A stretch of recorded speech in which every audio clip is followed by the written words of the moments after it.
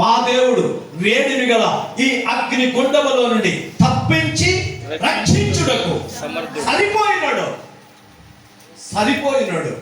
ఇప్పుడు చెప్పండి, ఆ ముగ్గురిని దేవుడు అగ్ని నుండి తప్పించాడా, అగ్నిలో నుండి తప్పించాడా? మనం ఏమని ప్రార్థన చేస్తాం?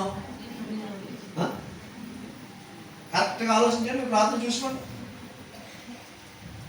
అసలు మనమంతా కూడా సమస్యలకు ఆమడ దూరానికి తప్పించుకునే బ్యాచ్. మనకెవరికి శుద్ధీకరించబడ్డ ఇష్టం లేదు, మనకెవరికి సంస్కరించబడ్డ ఇష్టం లేదు, మనకెవరికి మెరవడం ఇష్టం లేదు.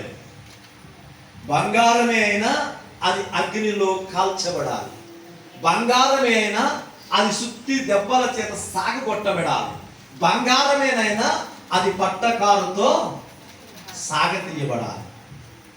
కానీ బంగారం అగ్నిలో వేయబడకపోతే రంగు లేదు, మెరుపు లేదు, విలువ లేదు. ఇప్పుడు మాట్లాడుతున్న మాటలో రక్షించుటకు సరిపోయినవాడు ఆయన, సమస్యల నుండి రక్షించుటకు సరిపోయినవాడు ఆయన, శాపము నుండి రక్షించుటకు సరిపోయినవాడు ఆయన, మన జీవితాల్లో శత్రువుల నుండి రక్షించుటకు సరిపోయినవాడు. హల్లెలూయా. ఆయన సమస్యలలో రక్షించుటకు సరిపోయినవాడు, శత్రువుల నుంచి రక్షించుటకు సరిపోయినవాడు ఆయన, శాపముల నుండి రక్షించుటకు సరిపోయినవాడు. హల్లెలూయా. ఆలోచించవని దేవుడు ఎలా అంటాడు? ఆలోచించవని దేవుడు ఎలా అంటాడు?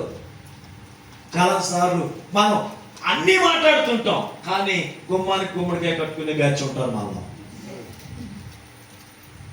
అలాగే గుమ్మడికాయ మొక్కలు అనే అన్ని బాగానే ఉంటాయి, కానీ బయలుదేరితే ఇలా కొంచెం ఏంటంటే సిగ్గు లేని మొక్కలకి విశ్వాసం అంటారు. పంపలో బయలుదేరి స్తోత్రం స్తోత్రం నాయన నాయన నాయన నాయన ఆమె. ఈదులోకి వచ్చిన తర్వాత ఎవరు భర్త పోయినాడు, ఎవడు పొలం అట్టుకునో ఏ పిల్లో వచ్చింది అనుకోండి, పిల్లి మొక్కలన్నీ అయిపోతాయి. అవును కదా. అసలు ప్రార్థన ఎందుకు చేసాను ఇంట్లోనూ? దానికంటే ప్రార్థన చేసుకోకుండా వెళ్ళుంటే బాగుండేదిగా. ఇంకో బ్యాచ్ ఉంది, పాస్టర్ గారండి అబ్బాయికి పెళ్లి చేయాలనుకుంటున్నామండి, ప్రార్థన చేయండి. దేవుని చిత్తం అయితే